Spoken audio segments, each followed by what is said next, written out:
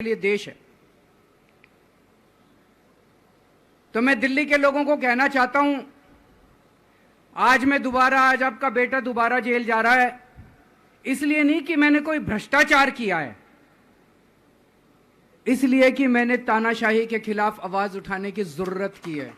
TV channel के interview में उस टीवी वाले ने मोदी जी से पूछा कि प्रधानमंत्री जी, ये केजरीवाल चारों तरफ कहता घूम रहा है कि आपके पास उसके खिलाफ कोई सबूत नहीं है, आपके पास उसके खिलाफ कोई रिकवरी नहीं है, फिर आपने उसको गिरफ्तार कैसे कर रखा है? पता है प्रधानमंत्री जी ने क्या कहा? प्रधानमंत्री जी कहते हैं, मैं मानता हूं कि केजरीवाल के खिलाफ कोई सबूत नहीं है, मैं मानता हूं कि केजरीवाल के खिलाफ कोई रिकवरी नहीं है, क्योंकि केजरीवाल अनुभवी चोर है। चलो मान लिया मैं अनुभवी चोर हूं, तुम्हारे पास सबूत तो नहीं है, तुम्हारे पास रिकवरी तो नहीं है, तो यूं ही डाल दिया मेरे को जेल में, बिना सबूत के डाल दिया मेरे को जेल में, बिना रिकवरी के डाल दिया जेल में। देश के इतिहास में 75 साल में सबसे ज्यादा बहुमत से आई हुई सरकार है। एक बार 70 में से 67 सीट, दूसरी बार 70 में से 62 सीट, 55% से ज्यादा वोट शेयर। इतने भारी बहुमत वाली सरकार के मुख्यमंत्री को आपने बिना सबूत के जेल में डाल दिया। ये अपने देश को बर्दाश्त नहीं है। भगत सिंह ने कहा था ना कि जब सत्ता तानाशाही हो जाए तो जेल जिम्मेदारी बन जाती है, सबकी जिम्मेदारी है जेल में जाना, इसके खिलाफ आवाज उठाना। भगत सिंह के चेले हैं। भगत सिंह देश को बचाने के लिए, देश को आजाद कराने के लिए जेल गए थे। भगत सिंह देश को आजाद कराने के लिए फांसी पे चढ़े थे। हम देश को बचाने के लिए जेल जा रहे हैं। इस बार जब जा रहा हूं, मुझे नहीं पता अब मैं कब वापस आऊंगा, मुझे नहीं पता ये क्या करेंगे मेरे साथ जेल में, लेकिन मुझे कोई परवाह नहीं है, जो मर्जी करें। अगर भगत सिंह फांसी पे चढ़ गए, मैं भी फांसी पे चढ़ने के लिए तैयार हूं।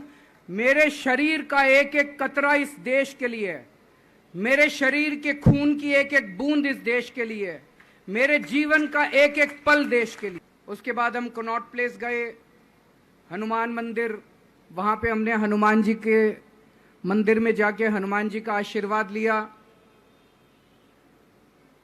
4 तारीख को भी मंगलवार है, भली करेंगे बजरंग बली, करेंगे कि नहीं करेंगे? बोल बजरंग बली की। इनका नाश करेंगे, तानाशाहों का नाश करेंगे। अपने को किसी व्यक्ति विशेष से अपनी कोई दुश्मनी नहीं है, अपनी दुश्मनी तानाशाही से है, तानाशाही बर्दाश्त नहीं है अपने को। तो 4 तारीख को भी मंगलवार है और बजरंग बली का मेरे ऊपर, पार्टी के ऊपर बहुत आशीर्वाद है, देश के ऊपर बहुत आशीर्वाद है। मैं प्रार्थना करने गया था बजरंग बली को कि हे बजरंग बली, मेरे देश को बचा लो। अभी कल एग्जिट पोल आए हैं, मेरे से लिखवा लो, सारे एग्जिट पोल फर्जी हैं, बिल्कुल फर्जी हैं। एक एग्जिट पोल वाले ने राजस्थान में टोटल 25 सीट है, उसमें 25 में से 33 दे दिए उन्होंने बीजेपी को। ऊपर से आया होगा भाई बीजेपी को ज्यादा देने हैं, तो उसने कहा मोदी जी क्या याद रखोगे आप भी, आपको 25 में से 33 दे दिए। तो पूरा का पूरा फर्जी है, पूरा एग्जिट पोल फर्जी है। लेकिन असली मुद्दा यह है, इनको गिनती से 3 दिन पहले फर्जी एग्जिट पोल कराने की क्या जरूरत थी, यह समझने वाली बात है। मेरे को भी समझ नहीं आया, कई सारे लोगों की कई सारी बातें चल रही हैं। एक ये चल रहा है कि इन्होंने मशीनों का घोटाला कर दिया, लेकिन मैंने संदीप पाठक को भी बोला है और मैं सारे इंडिया। दिल्ली के मुख्यमंत्री अरविंद केजरीवाल ने तिहाड़ जेल में सरेंडर कर दिया है। मुख्यमंत्री आवास पर माता पिता का आशीर्वाद लेकर निकले अरविंद केजरीवाल जेल से पहले महात्मा गांधी की समाधि राजघाट और दिल्ली के हनुमान मंदिर गए और पार्टी दफ्तर में आप नेताओं और कार्यकर्ताओं को संबोधित भी किया। चुनाव कैंपेन के लिए आम आदमी पार्टी नेता केजरीवाल को मिली अंतरिम जमानत की मियाद 1 जून को भी खत्म हो गई थी। उससे पहले अरविंद केजरीवाल ने अंतरिम जमानत 1 हफ्ता बढ़ाने के लिए सुप्रीम कोर्ट में अर्जी भी दी थी, लेकिन कोई राहत नहीं। दिल्ली के राउज एवेन्यू कोर्ट के स्पेशल जज कावेरी बावेजा ने अरविंद केजरीवाल की जमानत याचिका पर सुनवाई के बाद फैसला सुरक्षित रख लिया। अगली तारीख 5 जून मुकर्रर हुई।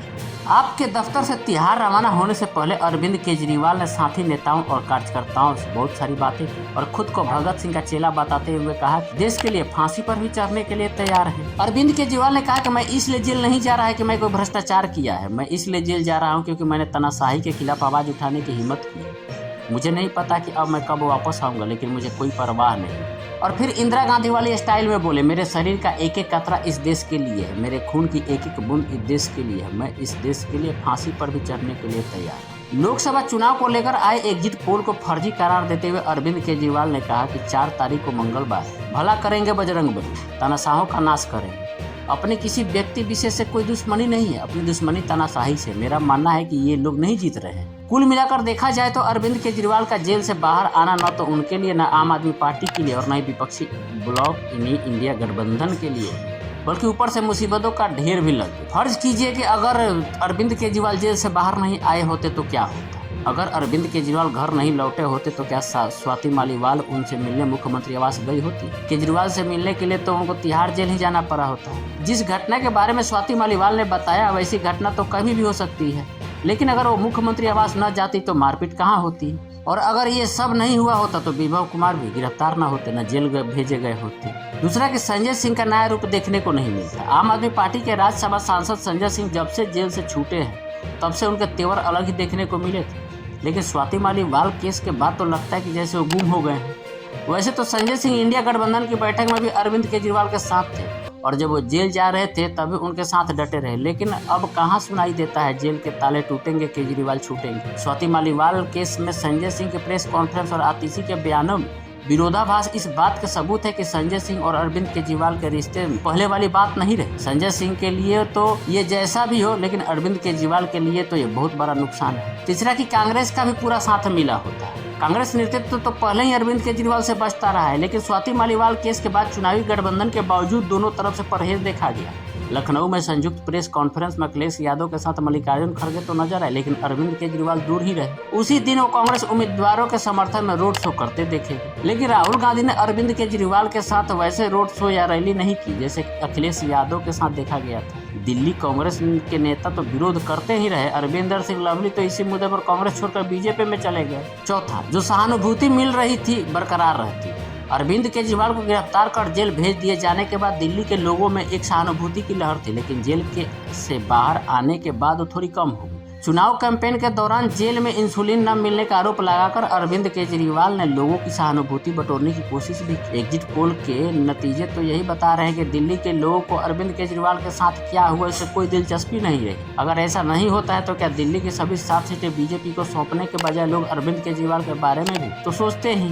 आपके सामने नई चुनौती नहीं खड़ी होती अगर बाहर नहीं आए होते तो। अरविंद केजरीवाल के जेल जाने के बाद आम आदमी पार्टी कार्यकर्ता अपनी जिम्मेदारी समझकर काम कर रहे थे। केजरीवाल की पत्नी सुनीता केजरीवाल ने भी पति का मैसेंजर बनकर मोर्चा संभाल ही लिया था और रामलीला मैदान में भी ये देखने को मिला भी कि उनको कितनी अहमियत दी जा रही है। अब तो ऐसा लग रहा है कि दोबारा जेल जाने से पहले अरविंद केजरीवाल ने सुनीता केजरीवाल और आम आदमी पार्टी के सामने चुनौतियों का अंबार लगा दिया है। तो आने वाला समय ही बताएगा कि क्या क्या चुनौतियाँ इन लोगों के पास आती है। फिलहाल अगर आपको वीडियो अच्छी लगे तो चैनल को सब्सक्राइब कर लीजिए, लाइक कमेंट और शेयर करिए।